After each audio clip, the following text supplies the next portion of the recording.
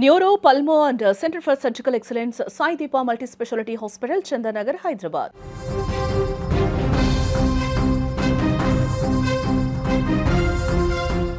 బతకాలి అన్న ఆశను కష్టాలు మింగేస్తే ఎలా ఉంటుంది? రేపటి మీద నమ్మకం చచ్చిపోతే ఒక మనిషి ఎంతటి కఠినమైన నిర్ణయం తీసుకుంటాడు? ఇలాంటి ఆలోచనలే ఆ కుటుంబాన్ని ఉక్కిరిబిక్కిరి చేశాయి. కలిసి బతకాల్సిన వాళ్ళు కష్టాలను చూసి భయపడ్డారు. చావే తమకు శరణ్యం అనుకున్నారు. హైదరాబాద్ నడిబొడ్డున అంబర్పేటలో జరిగిన ఒక హృదయ విదారక ఘటన ఇది. ఒకే ఇంట్లో 3 ప్రాణాలు అనంత లోకాలకు కలిసిపోయిన తీరు ప్రతి ఒక్కరిని కంటతడి పెట్టిస్తోంది. హైదరాబాద్ అంబర్పేటలో రామ్రాజ్, మాధవి దంపతులు తమ కుమారుడు శశాంక్తో కలిసి నివసిస్తున్నారు. చూడ్డానికి అదొక చిన్న కుటుంబం.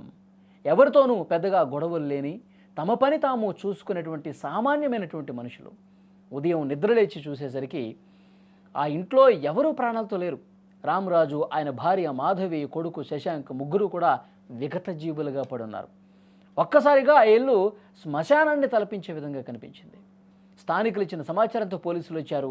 ఆ దృశ్యం చూసి చుట్టుపక్కల ఉన్న వాళ్ళంతా కూడా కన్నీరు మున్నీరుగా విలిపిస్తున్నారు. ఏం కష్టం వచ్చింది, ఎందుకు ఈ విధంగా చేసుకున్నారంటూ ఆ కాలనీలో ఉన్న వాళ్ళందరూ కూడా చాలా బాధతో కన్నీళ్లు పెట్టుకుంటూ ఉన్నారు. ఆ ముగ్గురు అసలు ఎందుకు ప్రాణాలు తీసుకున్నారు? కన్న కొడుకును కూడా బలి తీసుకునేంత కష్టం ఆ తల్లిదండ్రులకు ఏమొచ్చింది అంటే ఆర్థికపరమైనటువంటి ఇబ్బందులే అని చెప్పి ప్రాథమికంగా కొంత సమాచారం వస్తోంది.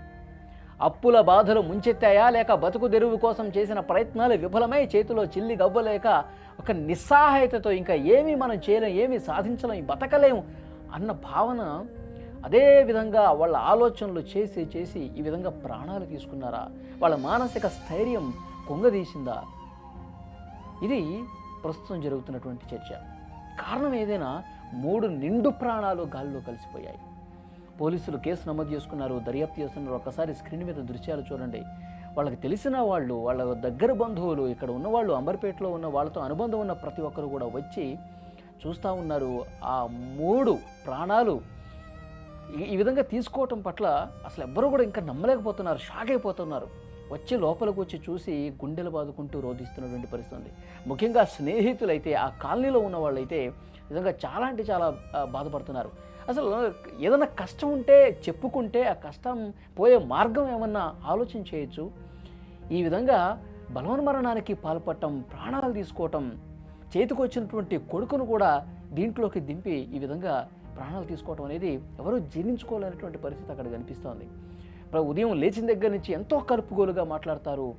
బంధువుల్లో కావచ్చు, కుటుంబ సభ్యుల్లో కావచ్చు, ఆ కాలనీలో కావచ్చు, ఫ్రెండ్ సర్కిల్లో కావచ్చు, ఎంతో కలుపుగోలుగా, ఎంతో సంతోషంగా కనిపించేటువంటి వీళ్ళ హృదయాల్లో, వీళ్ళ మనసులో ఇంత ఒక లావా ఉప్పొంగే విధంగా ఒక అగ్ని దహిస్తోందా?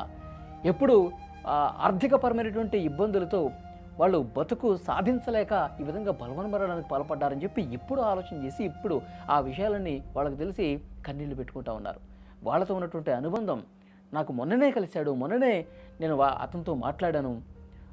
వారి భార్య అయితే అక్కడ ఇంటి చుట్టుపక్కల వాళ్ళ అందరితో కూడా చాలా కలివిడిగా ఉండేది, చాలా స్నేహపూర్వకంగా ఉండేది, అక్క అంటూ మాట్లాడేది.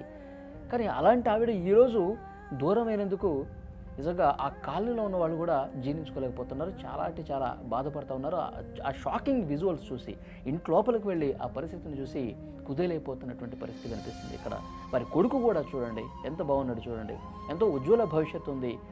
ఆర్థికపరమైన ఇబ్బందులు, ఏదైనా సమస్య వస్తే కొన్ని రోజులు మాత్రమే ఉంటుంది.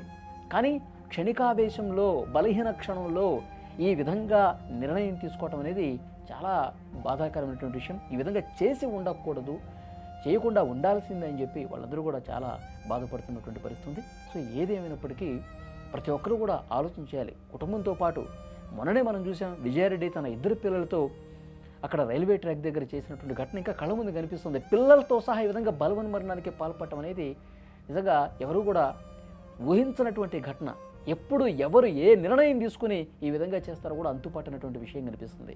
అప్పటి వరకు ఏదైనా ఒక సంక్షోభంలో ఉన్నారా, వాళ్ళు అదే పనిగా ఆలోచిస్తూ ఉన్నారా? ఆ ఫేస్లో ఎక్కడ గతంలో వాళ్ళు కనిపించినటువంటి పరిస్థితి లేదు. ఎప్పుడూ సంతోషంగా కనిపించేవాళ్ళు, మాట్లాడేవాళ్ళు, నవ్వుతూ మాట్లాడేవాళ్ళు, వాళ్ళ పని వాళ్ళు చేసుకునేవాళ్ళు. కానీ ఈ విధంగా నిర్ణయం తీసుకుంటారని చెప్పి ఇది జరిగే వరకు ఎవరికీ తెలియకుండా ఉందంటే ఎంత బాధ చెప్పండి.